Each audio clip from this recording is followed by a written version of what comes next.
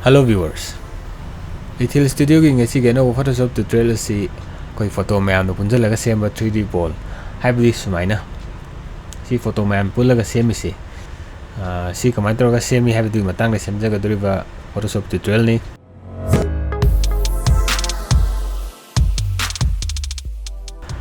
hoji hongnob tarsi ahamada Photoshop sangasi first step oina koi file sangaga new file ma hange custom da khalaga magi height ko weight ko chamana lesi square da semsi create tawre aduga mathang step si koi photo khara thangchala si ngasi gi photo thangchala pu step ano mai haijake koi folder da hangasi aduga ayo na di sigi stock tege ekta laurage sidagi na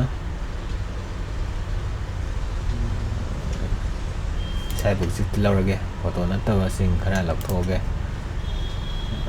Lere sistem lakthoge ajaba katang hapsi chale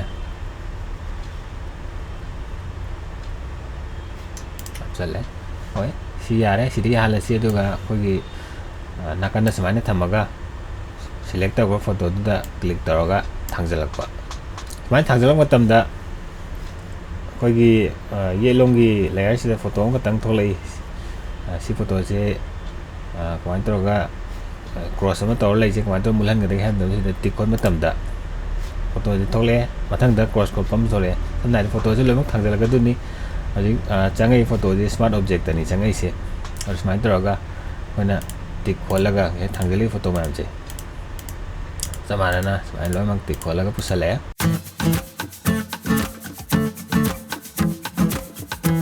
laire aduga koi mathang step si koi photo jong tang de lomak selector si koi mathak la layer se click tor maga koi makha thangwa layer se laaga shift namaga click tong tam select loi tawre aduga pulak oina photo pixel asi control t name aduga shift ka alt ka namaga corner degi lagma tamda pixel e proportion kaitana Photoshop CC 2019 user singi oina ti alt khatang namaga dum yare pixel e aduga enter pu matamda laire sumaina adu pulak oina select toy ngasida nakanda sumaina thame aduga koigi hango sita click tawre selection mangale aduga photo singsida koina ahama tawduse koigi main oil photo ma khallasi matak ta thamasi laire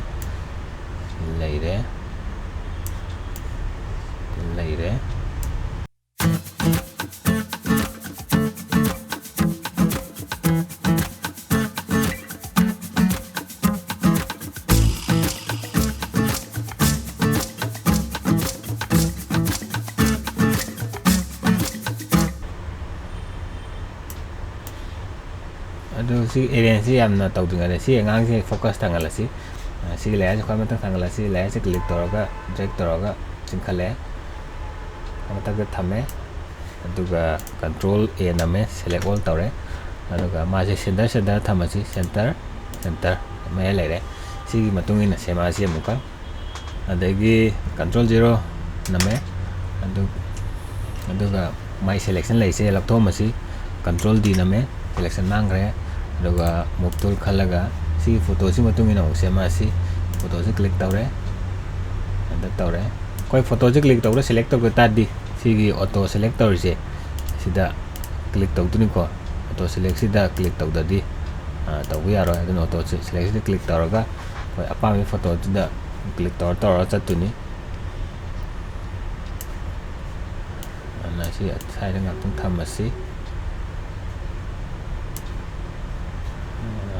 si kharagi sisu sare ngang thamasi taga hidagi semasi chopsan thamaga laire si close up se muthalasi photo achobon hapsi laire KGF ki poster ga su yam yauri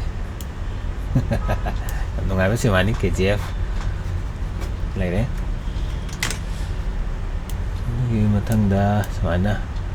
photo today pukhalasi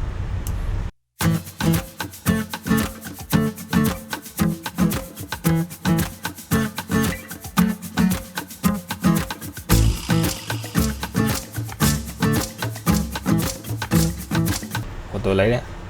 sumaina khoi fill taramnina keno si yahalasi ana thamase ta di saida angwa jigi ngasi goina disum yahalasi ne hena fajana ba game ka kala bisi fajana tam changna sembiro ai ngasi tutorial ni na dum saida dum lo salage tang step si khoi mathak ki layers ta click torga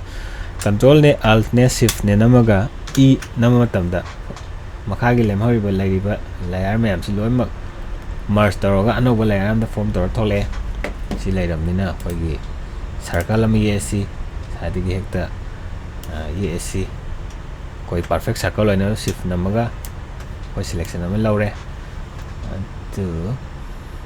selection je almost si no tim sa si center da le halasi aduga magi matai ji tang feather piece selection na change modify change feather piece ga 8 pixel ko pire okay tawre aduga koina control j nama tamda koi gi photo duplicate lawre duplicate law je koi gi circle gi area to tang ka ga lawre adu una bi dong ta makha gi leiba layer am chilo hide torsi click toroga dum mouse thadok to fine singe mange ada click toroga singe you click toroga loi hide tore click toroga si su loi mak hide tore you click toroga loi mak hide tore mana click toroga hide tore click toroga drag tawwa background layer su lok tho si sumaina leire si center tang lok si control a na me aduga center yare aduga control d namaga selection lok thoe aduga mathang step si khoi filter da change distort da changaga spherize size da click tawraga maximum thamasi aduga okay tawma tamda khoi sphere gi mong da hafet mai film phangba hore si kitang pixel si control t name aduga alt shift ka namaga pixel le anauga cc 2019 users ko nadi alt katang namaga yare tang thangalaksi okay enter fure aduga layer si mathak tong chingkhalasi si layer si layer si da dum koina brush am lauraga ada reflection manaba ape ama brush si color si white tawraga haida ngobom chama hapsale koi reflection ni si jano ba layer am da torsi ai agidi dum click am katang da reflection law du ni na samjale aduga ngai ko si reflection hap tinga da duplicate am tang lauge sigi se control j na me duplicate am laure aduga hujiki la reflection hap si da hape matak tang si da hape makha sam si da duplicate am leire sigi si koi control t tawre makha tang ba layer si da khalaga aduga flip se vertically ontho asi ontho I have this matam makha ne ontho je aduga click tawra chingdare interaga side thame aduga si leiram ni na koi background da transparent lei che background am tanga thangjalaksi control o na me aduga background si koi gi si angang tarbuja chari bangang si tok background o hailasi si thangjale adu click to drag toraga da thadok matam da background chakre si marak ta leire si layer ani si gi makha le helasi ani si total background o hele control t tore aduga size si kitang chakhalasi chakhale enter fure aduga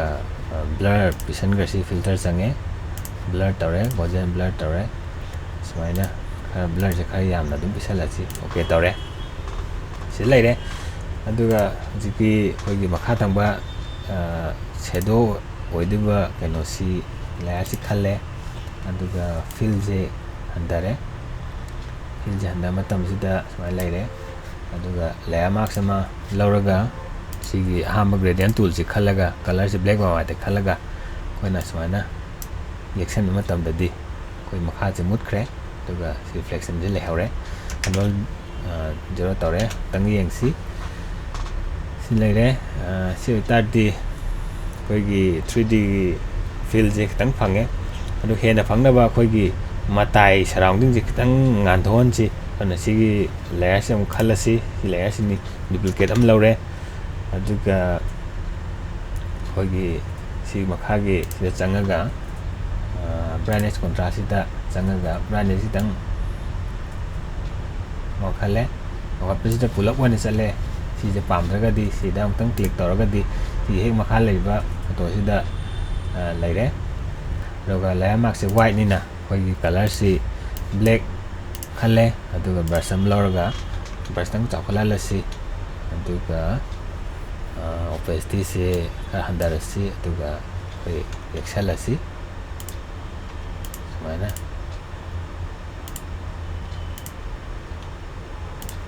excel ya tadi si atau recording si kitang saya surrounding kita kitang mangana ma phange mana tadi hena 3D look phange tang full screen di yang si matang kita photo ma na kwan to ga merge to ga punjalaga